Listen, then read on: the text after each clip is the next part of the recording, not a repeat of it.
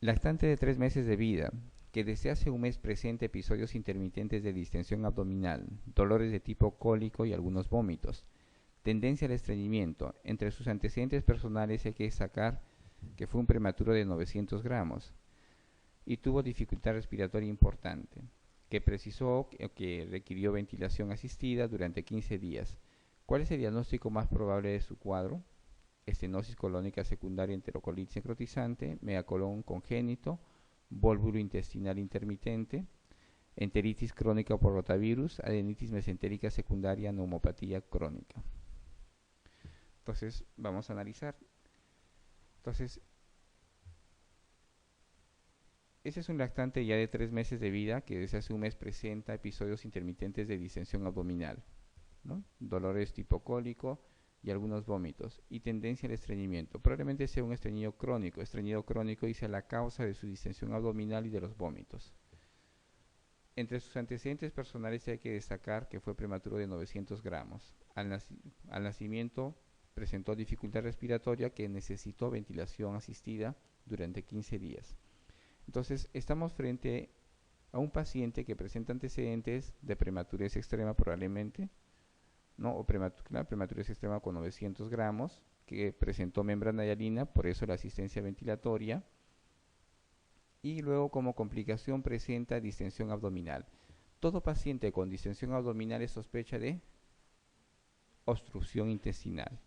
Entonces, si el paciente es lactante, escolar o preescolar, que se manifiesta con distensión abdominal asociado a vómitos, ustedes deben sospechar una oclusión o una sufoclusión, que es una obstrucción intestinal. Pero algo que caracteriza a este paciente, que fue un prematuro extremo, que presentó membrana hialina, ¿no? Y cuya complicación podría ser en la etapa neonatal que enterocolitis necrotizante. Hemos mencionado, todo paciente con membrana hialina tiene riesgo de hacer enterocolitis necrotizante.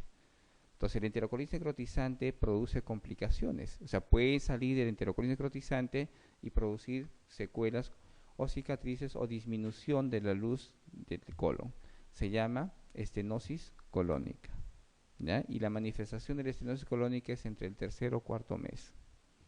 Entonces, el bebé con estenosis o con una obstrucción o una sufoclusión va a presentar estreñimiento crónico, distensión abdominal y va a terminar con vómitos. La respuesta es la A. La enterocolitis necrotizante es la patología gastrointestinal menos grave en el recién nacido de bajo peso. Se produce por sobreinfección intestinal del estreptococo. En estudios experimentales puede ser prevenida por la alimentación neonatal con leche materna. Puede asociarse a trombocitosis en el recién nacido. Se acompaña de ascitis, derrame pleural y derrame pericárdico.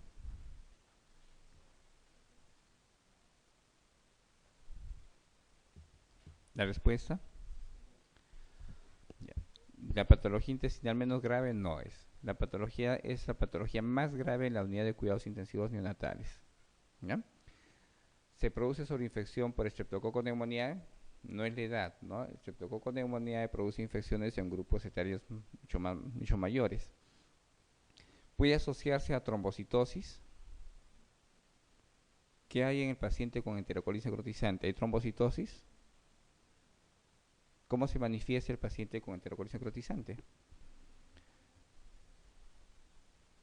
¿Habrá trombocitosis? Lo que hay es trombocitopenia.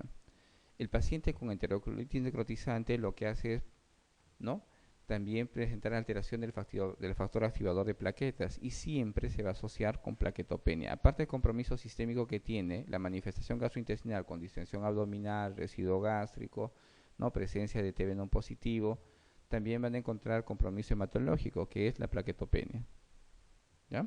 No hay trombocitosis, hay trombocitopenia. Se acompaña de ascitis, derrame pleural y derrame pericárdico. ¿Habrá ascitis en el paciente con enterocolitis necrotizante?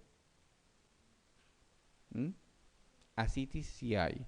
Dentro de la clasificación de Bell, está dentro, el ascitis está en el grupo de 3A, ¿no? 2B, 3A, ¿no? Paciente que tiene enterocolitis necrotizante en el estadiaje 3 3A van a encontrar pacientes con ascitis, ¿no? Pero no así derrame pleural y tampoco derrame pericárdico. Entonces el compromiso es más gastrointestinal.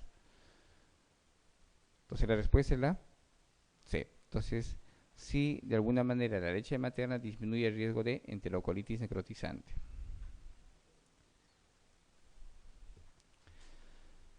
La enterocolitis necrotizante es la patología la misma. 22. La indicación quirúrgica es obligada en un paciente afectado de enterocolitis necrotizante cuando presente uno de los siguientes signos clínicos: heces mucosanguinolentas, vómitos biliosos, distensión abdominal, neumoperitoneo, shock hipovolémico. Respuesta: la D. Entonces, el tratamiento es médico hasta la clasificación 3A. ¿Ya? Entonces, mientras no tengan neumoperitoneo, ustedes pueden manejar, ¿no?, con antibióticos, manejando el medio interno, dando soporte al paciente, ¿no?, manejando la parte hemodinámica. Pero si ustedes ven neumoperitoneo, ruptura intestinal, entonces el tratamiento es quirúrgico, ¿no?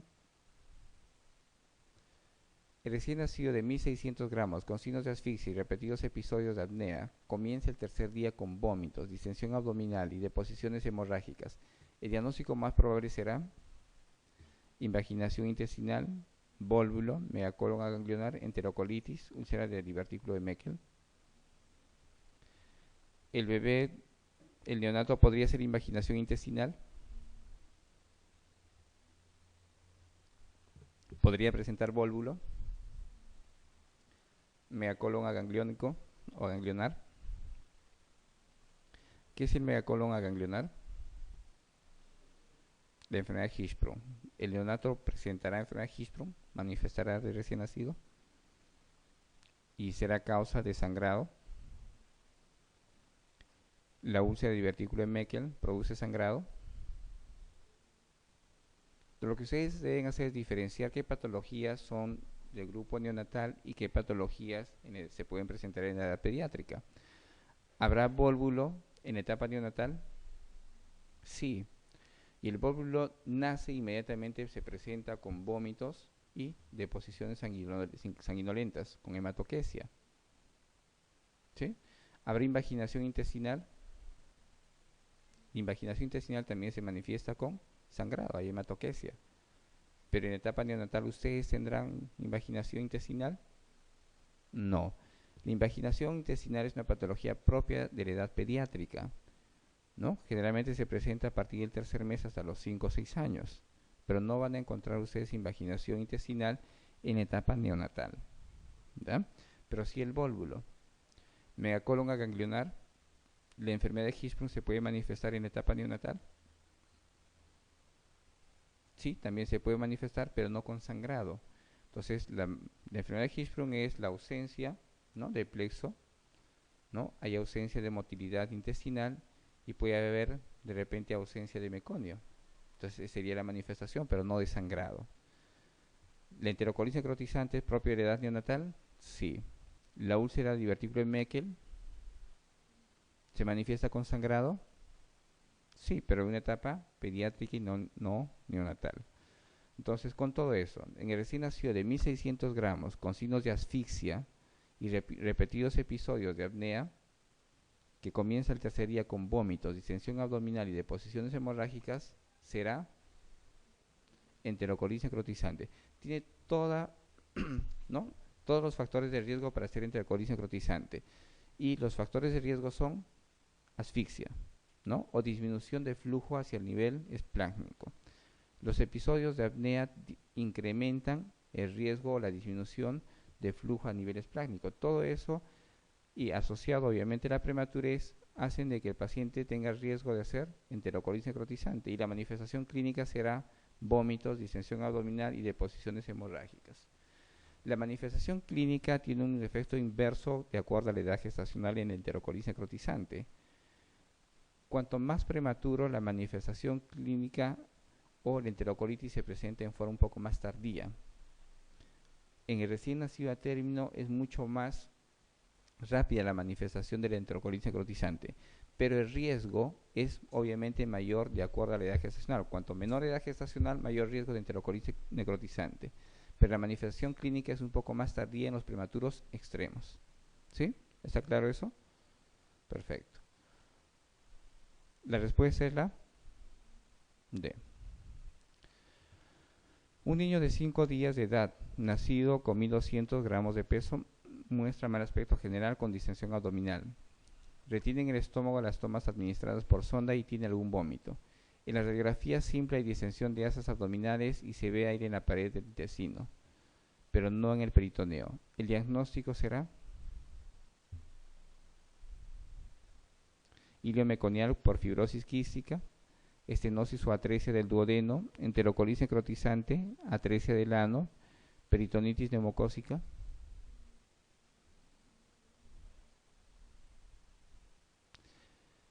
La fibrosis quística se puede manifestar de esa forma. Ese es un prematuro de 5 días con 1,2 kg.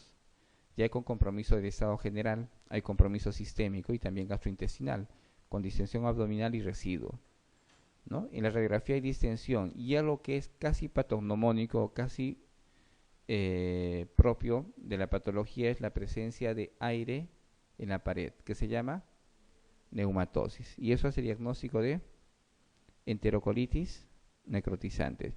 Entonces, si ustedes tienen aire en la pared intestinal o neumatosis, el diagnóstico es enterocolitis necrotizante.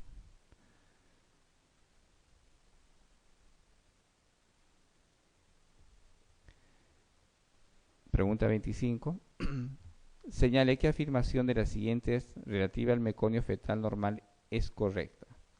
Contiene abundante E. coli, contiene escasos estafilococos, excepcionalmente contiene streptococos, puede contener proteus en casos de prematuridad, no tiene ningún germen.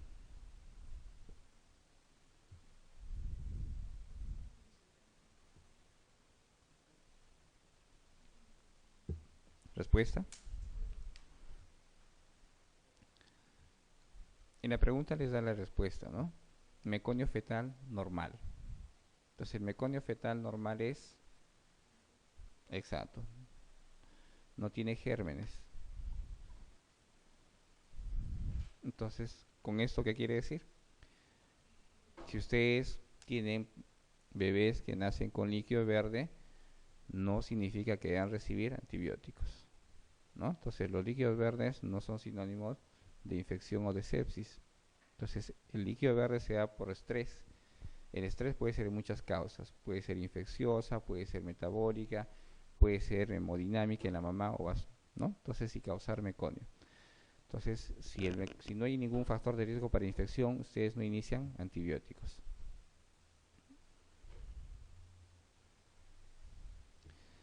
¿Cuáles son los riesgos para enterocolitis necrotizante en un recién nacido prematuro o en uno de bajo peso para la edad gestacional? Ductus arterioso, uso de indometacina, policitemia, aumento brusco y exagerado de la osmolaridad, todas. ¿Qué incrementa el riesgo de enterocolitis necrotizante o un prematuro extremo?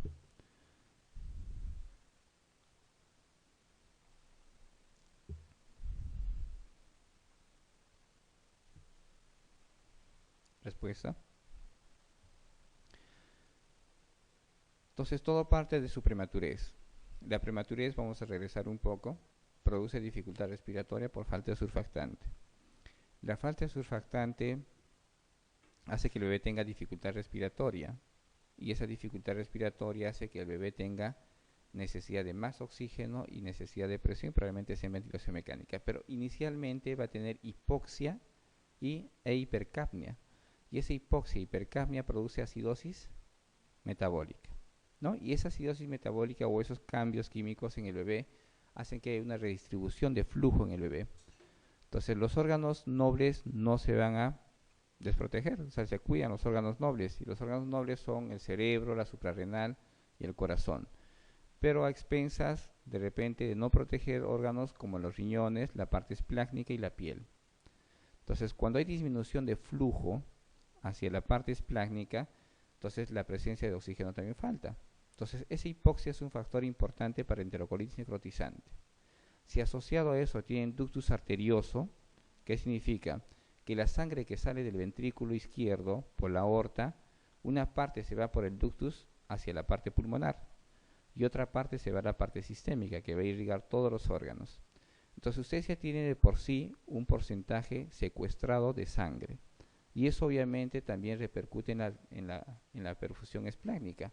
Entonces la sangre que no está llegando en su totalidad va a repercutir sobre los órganos no nobles. ¿Y cuáles son? La parte esplénica. Ese es otro factor de riesgo para enterocolitis necrotizante. El uso de la indometacina. Si bien es cierto, la indometacina cierra el ductus arterioso, pero como un AINE también disminuye el flujo hacia la parte esplénica.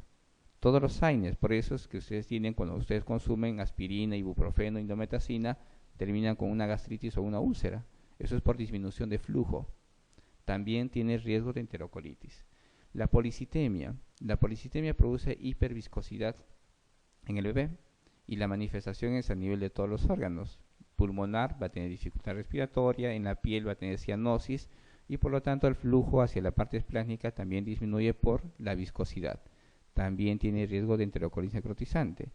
Y otro factor importante es la osmolaridad. Si ustedes incrementan rápidamente las molaridades en la nutrición enteral en el prematuro, también incrementa el riesgo de enterocolitis. Por lo tanto, la respuesta es la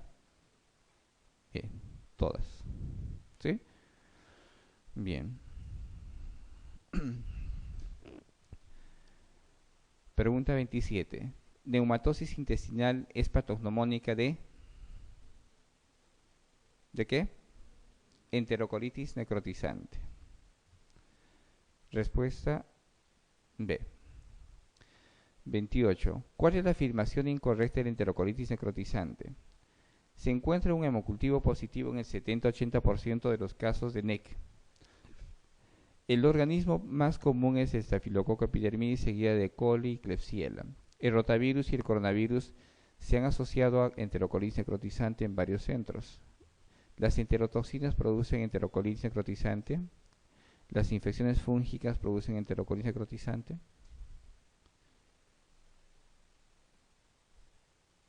La respuesta incorrecta. ¿Ya? Entonces, acá vamos a hablar de los gérmenes que pueden causar enterocolitis. ¿Qué germen con mayor frecuencia está asociado a las infecciones en recién nacido? En las infecciones tardías.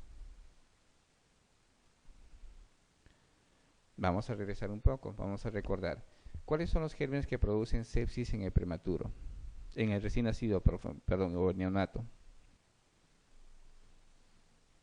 Son la E. coli, el estreptococo del grupo, o la galactidia o el grupo B.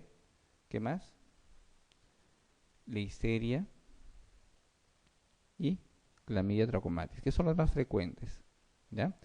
Entonces, esos producen infecciones en recién nacido cuya manifestación va a ser sepsis, puede ser neumonía, puede ser meningitis. Esa es en la etapa o en el grupo etario de los neonatos.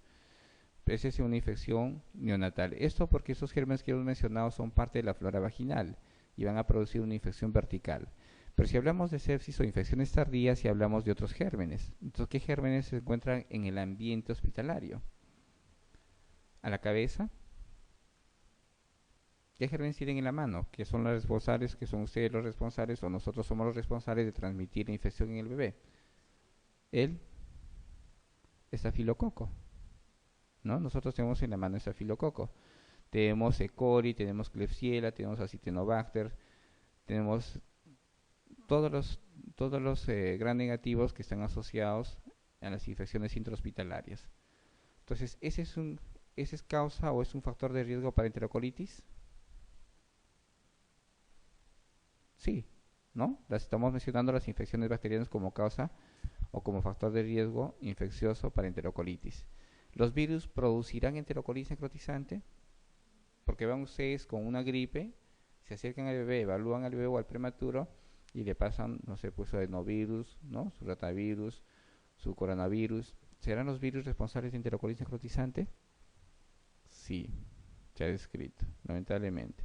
Las infecciones fúngicas, la cándida, que es el hongo más frecuente en las unidades neonatales, ¿producen enterocolitis?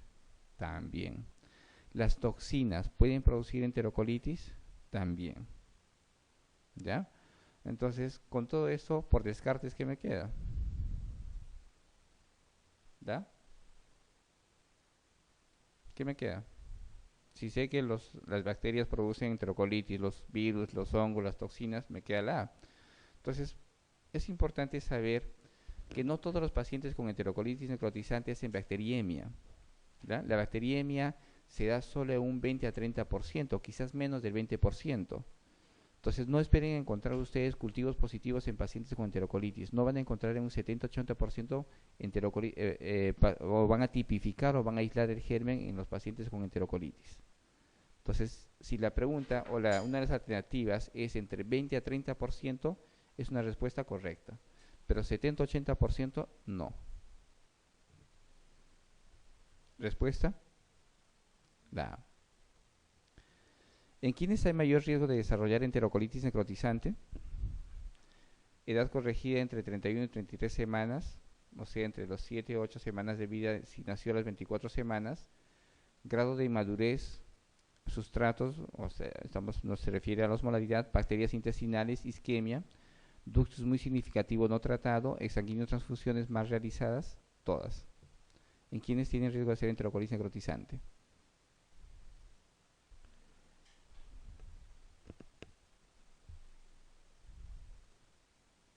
Entonces hemos mencionado la prematurez es un factor, ¿no? Entonces, un prematuro de 24 semanas tiene riesgo alto de hacer enterocolitis necrotizante. Hemos mencionado que el grado de inmadurez más la osmolaridad, los sustratos que ustedes le administran, que puede ser leche con incremento muy rápido durante los días, las infecciones y la isquemia también es un factor importante para enterocolitis. El ductus arterioso significativo también hemos mencionado que produce secuestro vascular y disminuye el flujo o produce hipoxia a nivel intestinal.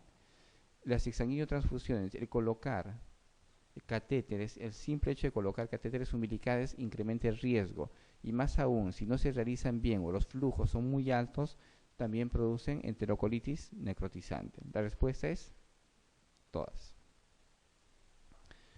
¿Cuál de las afirmaciones que siguen sobre la estenosis hipertrófica de píloro es falsa? La incidencia es mayor en el sexo masculino. Generalmente se inicia en el primer mes de vida.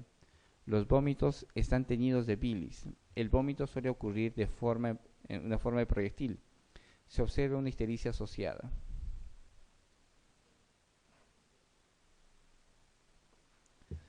Entonces, la estenosis hipertrófica de píloro, que es una patología en la que se presenta en la etapa neonatal, la manifestación es entre la segunda, tercera o cuarta semana. Eso es importante. La manifestación clínica son vómitos. Generalmente los vómitos son postprandiales. Toma y vomita, toma y vomita. Y el bebé termina irritable y hambriento. Eso es algo que caracteriza al bebé. No es un bebé tóxico. Es un bebé que lo ven ustedes, evalúan al bebé y clínicamente luce bien. Entonces, pero se ve hambriento por los vómitos que presenta. ¿Los vómitos están teñidos de bilis? No. Entonces, el problema está por encima de la ampolla de Vater. Entonces, por lo tanto, no van a encontrar bilis. Entonces, ¿el vómito suele ocurrir en forma de proyectil? Sí. ¿Se observa una ictericia asociada? ¿En qué porcentaje? Eso es pregunta de examen. En un 5 a 7%, hasta 10% de ustedes van a encontrar ictericia en los pacientes con hipertrofia de píloro. Y obviamente el sexo es importante. Es más frecuente en el sexo masculino y en los primogénitos. ¿No? Entonces recuerden eso. ¿Cuál debe ser la actitud ante un neonato operado de atresia de esófago al nacimiento y que tiene síntomas leves de traqueomalacia al mes de vida? Intubación prolongada, fundoaplicatura de Nissen, tratamiento conservador, colocar un stent o gastrostomía. Las atresias esofágicas son varias, hay 5 tipos de atresias esofágicas, ¿no? Entonces, la complicación más frecuente de la atresia esofágica será... ¿Cuál es la complicación más frecuente de la atresia esofágica? Que también es pregunta de examen. Es el reflujo gastroesofágico. Pero así como el reflujo gastroesofágico, también hay traqueomalacia. Los chiquitos terminan con malasia, terminan con estridor. Entonces, ¿qué se hace frente a un estridor? ¿Qué hacemos? ¿Cómo manejamos el estridor? ¿Intubamos al paciente?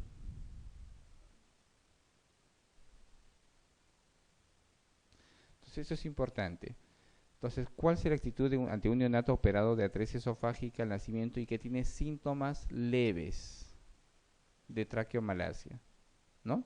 Entonces, las malasias son muy frecuentes, no solo en los pacientes con atresia esofágica. La malasia es de la debilidad de los músculos, ¿no? De la garganta, que puede ser de la faringe, de la laringe, de la tráquea y del bronquio.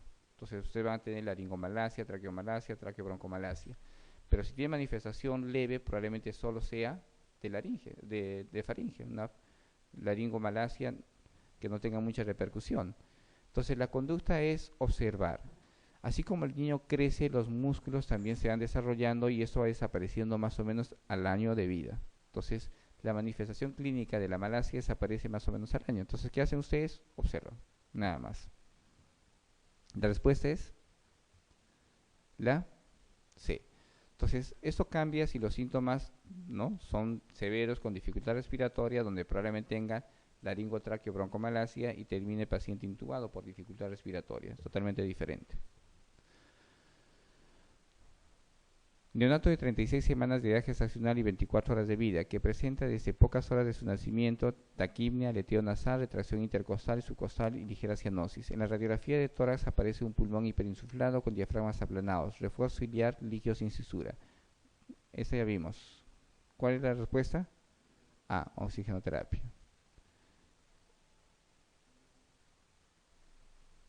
Esa también, 33. Bien, 34. Ya, no vimos. Niña de 3 años que presenta afección brusca del estado general, dentro del contexto de un cuadro febril con diarrea mucosanguinolenta. A la exploración aparece pálida y sonolienta. La auscultación cardiopulmonar es normal. El abdomen doloroso y el resto del estado físico solo revela la presencia de petequias puntiformes, que son diseminadas. La orina es hematúrica y se constata hipertensión arterial. El hemograma muestra una hemoglobina de 7, leucocitos en 17.000 con neutrofilia, 37.000 plaquetas con normalidad de las pruebas de coagulación. ¿Cuál es el diagnóstico probable?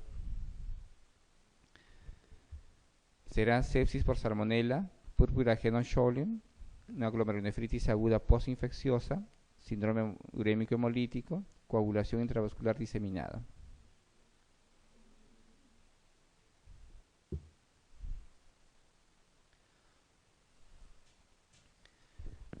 Respuesta, la yeah.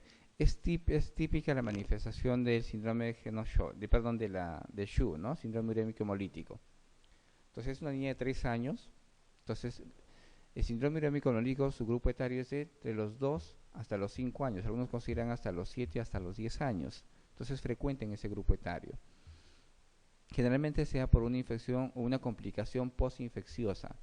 La enterotoxina de la E. coli es la que presenta o la que produce ¿qué toxina? La toxina Shiga, ¿no? Entonces, estos gérmenes o la E. coli enterotoxigénica que produce las enterotoxinas Shiga, entonces son responsables del proceso inflamatorio no solo a nivel gastrointestinal, sino también a nivel sistémico. El compromiso va a ser neurológico, va a ser gastrointestinal, va a ser cardíaco y obviamente va a ser renal y hematológico. Entonces, el problema se radica básicamente en hematuria, hay pérdida de sangre, ¿no?, cuya manifestación es hemoglobina baja, hay leucocitosis y algo que es característico del SHU es la neutrofilia, asociado a plaquetopenia. Entonces, con todo esto, ustedes están frente a un problema urémico hemolítico. Entonces, ¿qué descarta de púrpura Genow-Schönlein? ¿Hay compromiso renal en la púrpura Genow-Schönlein? Sí, es una vasculitis. Hay compromiso renal. ¿Hay compromiso gastrointestinal? También. Ya, ¿pero habrá leucocitosis con neutrofilia? No. Entonces, ¿habrá plaquetas o plaquetopenia? No. La manifestación clínica es presencia de púrpuras a nivel de piel. Es una vasculitis cuya manifestación se va a dar con compromiso dérmico. Pero si hay compromiso sistémico, va a haber compromiso neurológico, va a haber compromiso gastrointestinal, va a haber compromiso renal, ¿no? Pero lo que estamos viendo acá es algo típico de un síndrome urémico hemolítico. Se trata de un niño de 7 años con retraso pondoestatural que presenta signos radiológicos de raquitismo y ecográficos de nefrocalcinosis. Los análisis demuestran acidosis metabólica con un pH inferior a 7.32 y bicarbonato plasmático inferior en 17. pH en la orina en 3 determinaciones es siempre superior a 5.5. Otras alteraciones metabólicas consisten en hipercalciuria, hipocitruria y discreta disminución de la reabsorción de fósforo. No se detecta glucosuria ni aminosiduria. De las siguientes posibilidades señala el diagnóstico correcto: síndrome de Bartter, acidosis tubular distal tipo 1, tipo 2, Fanconi o enfermedad de Carnot.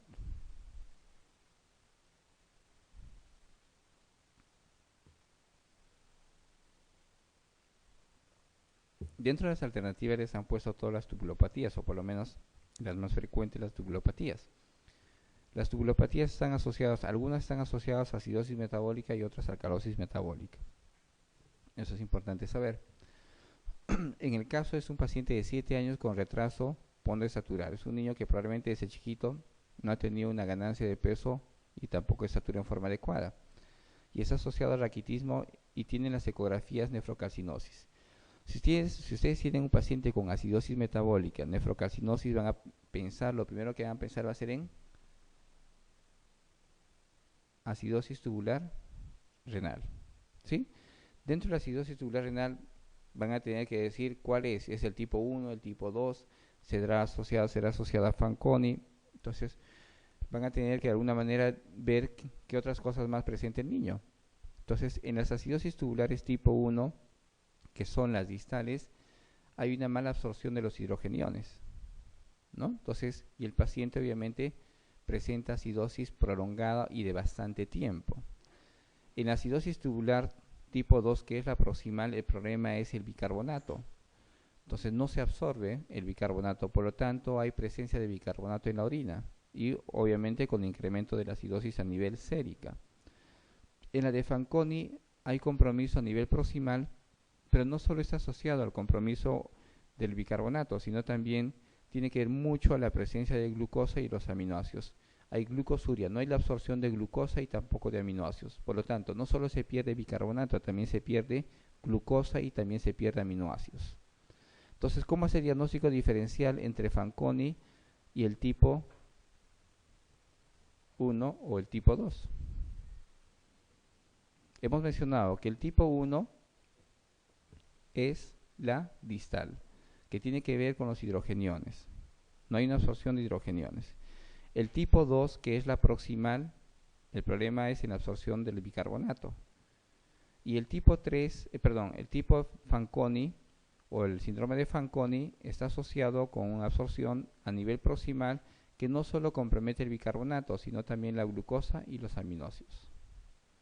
Entonces, si el paciente no se detecta glucosuria ni aminosiduria, descartan de plano Fanconi. ¿Sí? Bien. Pero tienen ustedes acidosis metabólica prolongada con un paciente con un problema crónico y que además tiene nefrocalcinosis. Entonces está entre el tipo 1 y el tipo 2. ¿Cuál de ellos tendrá nefrocalcinosis con acidosis metabólica de bastante tiempo, ¿no?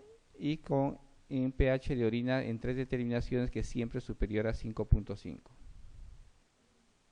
Con hipercalciuria, hipocitruria y discreta disminución de la reabsorción de fósforo. ¿Será el tipo? El tipo 1, ¿sí? Perfecto. Entonces el tipo 2, siempre recuerden, tipo 2, bicarbonato. El tipo 1 tiene que ver mucho más que los hidrogeniones, ¿no? Pero no tiene nada que ver con la absorción de la glucosa ni los aminoácidos. Si hay compromiso de glucosa y aminoácidos, ¿estamos frente a qué? Síndrome de Fanconi. Entonces, traten de repente hacer una relación que les permita recordar, que sea más fácil. La respuesta es la B, acidosis tubular distal tipo 1, ¿sí?